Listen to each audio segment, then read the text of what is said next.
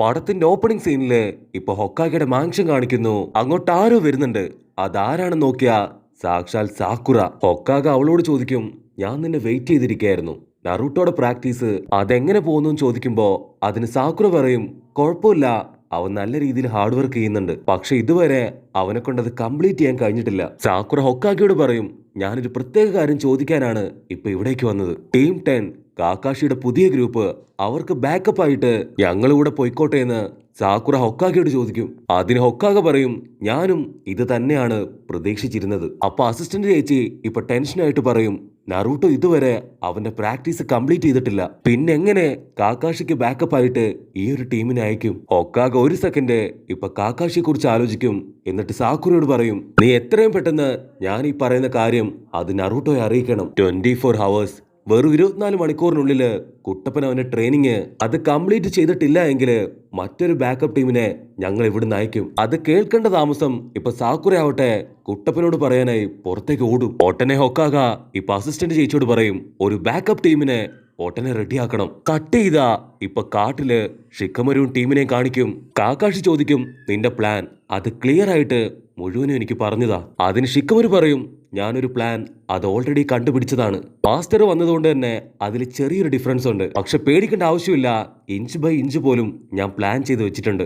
ഞാൻ പറയുന്നത് കൃത്യമായിട്ട് കേട്ട് അതനുസരിച്ച് പ്രവർത്തിക്കണം. അപ്പൊ അതേ സമയം ഇപ്പൊ സാക്കുറ കുട്ടപ്പന്റെയും യാമുട്ടോയുടെ അടുത്തേക്ക് വരും. സാക്കുറ പറയും, കാക്കാഷി ഇപ്പൊ ഗ്രാമത്തിലില്ല, ആളൊരു മിഷന് പോയിരിക്കുകയാണ്. മാത്രമല്ല ഹൊക്കാഗെ ഒരു പ്രധാനപ്പെട്ട കാര്യം പറയാനാണ് എന്നെ ഇങ്ങോട്ട് അയച്ചത്. നറൂട്ടോ 24 മണിക്കൂറിനുള്ളിൽ ഈ ഒരു ട്രെയിനിങ് അത് കംപ്ലീറ്റ് ആക്കിയിട്ടില്ല എങ്കിൽ മറ്റൊരു ടീമിനെ അയക്കാനാണ് ഹൊക്കാഗയുടെ തീരുമാനം.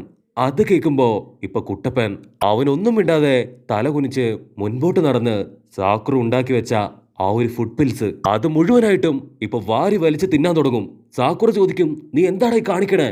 നറൂട്ടോ അത് മുഴുവൻ തിന്നു തീർത്ത് ഇപ്പൊ യാമുട്ടയോട് പറയും, നമുക്ക് എത്രയും പെട്ടെന്ന് പ്രാക്ടീസ് തുടങ്ങണം. കട്ട് ചെയ്താ ഇവിടെ ഷിക്കമരു ആവട്ടെ ഒരു പ്രത്യേക ഡിവൈസ് ഇപ്പൊ കാക്കാഷിക്ക് കൊടുക്കും. ഇത് വെച്ച് വേണം കറക്റ്റ് ആയിട്ട് നമ്മുടെ പ്ലാൻ എക്സിക്യൂട്ട് ചെയ്യാൻ. കാക്കാഷി ആണെങ്കില് ഷിക്കമരുവിന്റെ ഐഡിയ കേട്ട് ഇപ്പൊ വണ്ടടിച്ച് നിൽക്കാണ്. ഇവൻ സെക്കൻഡുകൾ വെച്ച് എന്നെയും ഈ പ്ലാനിൽ ആഡ് ചെയ്തു. ഇവന്റെ ബുദ്ധി അത് റോക്കറ്റ് ആണെന്ന് പറഞ്ഞ് കാക്കാഷി ആവട്ടെ അവനെ തന്നെ നോക്കിയിരിക്കും.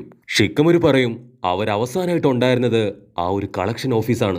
നമ്മുടെ അന്വേഷണം അത് അവിടെ വെച്ച് തുടങ്ങുകയാണെങ്കിൽ വളരെ എളുപ്പത്തില് അവരെ കണ്ടുപിടിക്കാൻ കഴിയും. കട്ട് ചെയ്ത അക്കാസ്കി മെമ്പേഴ്സ് ആ 2 tail മോൺസ്റ്ററിന്റെ പവറും അത് മുഴുവനായിട്ട് അബ്സോർബ് ചെയ്യും. പവർ പോയതുകൊണ്ട് തന്നെ അവള് താഴെ വീണ് അങ്ങനെ മരിച്ചു പോവാണ്. അപ്പൊ അതേ സമയം ആ മോൺസ്റ്ററിന്റെ മറ്റൊരു കണ്ണുകൂടെ ഇപ്പൊ ഓപ്പൺ ആവും. അതിന് അക്കാസ്കി ലീഡർ പറയും, ഇനി 4 മോൺസ്റ്റേഴ്സിനെ കൂടെ നമുക്ക് പിടിക്കാനുണ്ട്. ഈഡനാണെങ്കിൽ ഇപ്പൊ സന്തോഷം കൊണ്ട് തുള്ളിച്ചാടും, കാരണം അടുത്തത് ലീഫ് വില്ലേജ് ആണ്.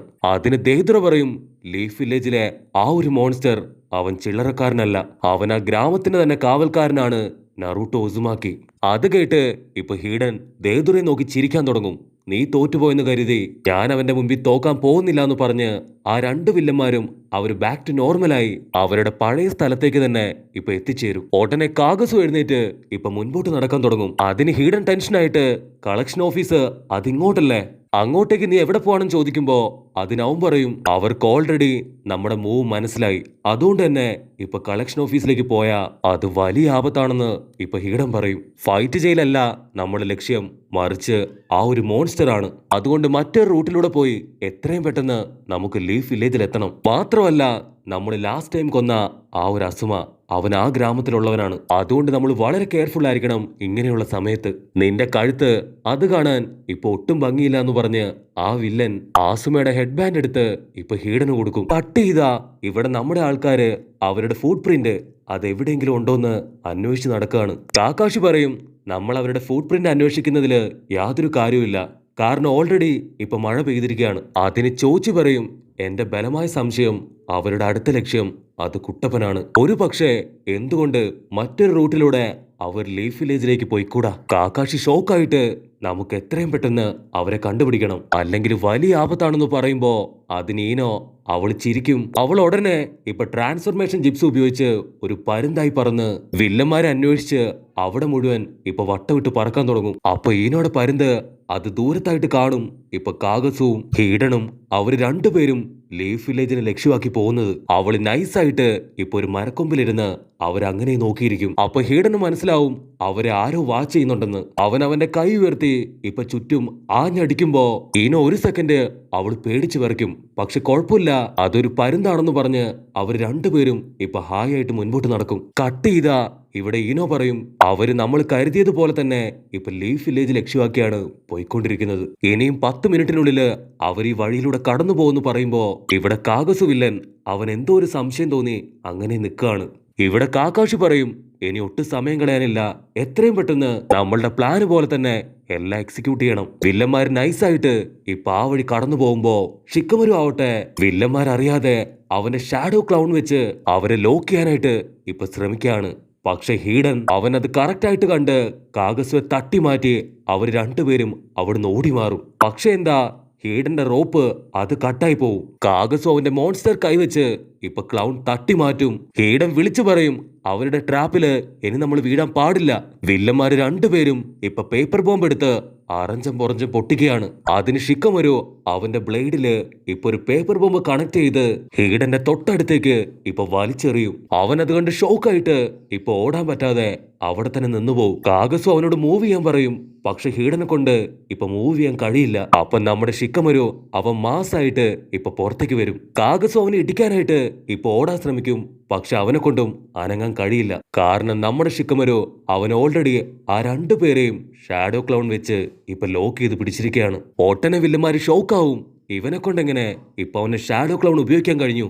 അതിന് ഷിക്കമരു പറയും ഞാൻ വലിച്ചെറിഞ്ഞത് എന്റെ ജിപ്സു ഉള്ള എന്റെ സ്വന്തം ബ്ലേഡാണ്, അതുപയോഗിച്ചാണ് നിങ്ങൾ രണ്ടുപേരെയും ഞാനിപ്പോ ലോക്ക് ചെയ്തത്. നിങ്ങൾ കൊന്നുകളഞ്ഞ ആസുമ സെൻസായുടെ ശിഷ്യനാണ് ഞാൻ. നിങ്ങൾ രണ്ടുപേരെയും ഞാൻ വെറുതെ വിടില്ല എന്ന് പറഞ്ഞ് അവൻ വീണ്ടും ഇപ്പൊ ഫ്ലാഷ് ബാക്കിലേക്ക് പോകും. ഫ്ലാഷ് ബാക്കില് ഇപ്പൊ മാസ്റ്റർ പറയും നീ ഈ ഗെയിമില് ഒരു കുതിരയാണ്. കാരണം കുതിര അത് ചാടി ചാടി മുൻപോട്ട് പോയി കറക്റ്റായിട്ട് അറ്റാക്ക് ചെയ്യും. കുതിരയ്ക്ക് ഒരാളെ തൊടാതെ മറ്റൊരാളെ കറക്റ്റായിട്ട് ലോക്ക് ചെയ്യാൻ കഴിയും. അപ്പൊ കാഗസുവിന് മനസ്സിലാവും അവൻ നമ്മളെ ഇപ്പൊ ട്രാപ്പ് വെച്ച് പിടിച്ചിരിക്കുകയാണ്. ഇപ്പൊ വില്ലന്മാരുടെ മുൻപില് ഷിക്കമരു മാത്രമേ ഉണ്ടാവൂ. ഷിക്കമരു വീണ്ടും ഇപ്പൊ പവറായിട്ട് നിന്ന് അവരുടെ ഷാഡോ ക്ലൗൺ ജിപ്സു അത് കുറച്ചുകൂടെ ലോക്ക് ചെയ്യും.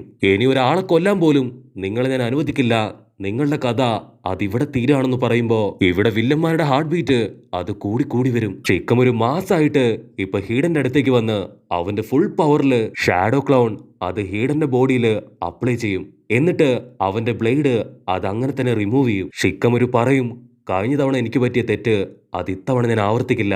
ഷിക്കമരു പതിയെ അവന്റെ കത്തിയെടുത്ത് ഇപ്പൊ പുറകിലേക്ക് നടക്കും. അപ്പൊ ഹീഡൻ അവൻ എത്തി വലിഞ്ഞ് എങ്ങനെയൊക്കെയോ അവന്റെ ടൂള് അത് കയ്യിൽ പിടിക്കും. ഹീഡൻ അവന്റെ ടൂൾ എടുത്ത് ഇപ്പൊ ഷിക്കമരുവെ വെയിറ്റ് ചെയ്ത് നിൽക്കുമ്പോ നമ്മുടെ ആളെ എടുത്തു ചാടി ഇപ്പൊ കറങ്ങി വന്ന് അവൻ കാഗസുവെ വെട്ടാൻ നോക്കും. പക്ഷെ കാഗസു വില്ലൻ അവൻ നിസ്സാരക്കാരനല്ല.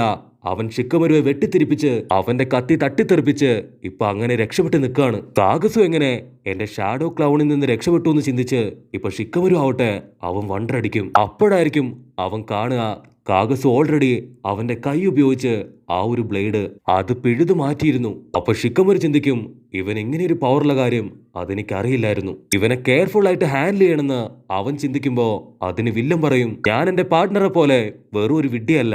അത് കേൾക്കുമ്പോ ഇപ്പൊ ഹീഡൻ അവൻ കാഗസുവിനോട് ചൂടാവും. അങ്ങനെ അവര് രണ്ടുപേരും ഇപ്പൊ പരസ്പരം ഫൈറ്റ് ചെയ്യാൻ നോക്കുമ്പോ ഷിക്കമരു വീണ്ടും അവന്റെ സ്ക്വാഡ് എടുത്ത് അവർക്ക് നേരെ ഓടാൻ തുടങ്ങും. അവര് രണ്ടുപേരും ഒരു പ്രത്യേക സ്ഥലത്തെത്തിയ ഉടനെ ചോച്ചി ആവട്ടെ അവനൊരു ബോളായി മാറി കറങ്ങി കറങ്ങി അവരുടെ മേലേക്ക് ഇപ്പൊ ആ ഞടിച്ചു വീഴുന്നതോട് കൂടെ ഈ ഒരു എപ്പിസോഡും അവസാനിക്കുന്നു.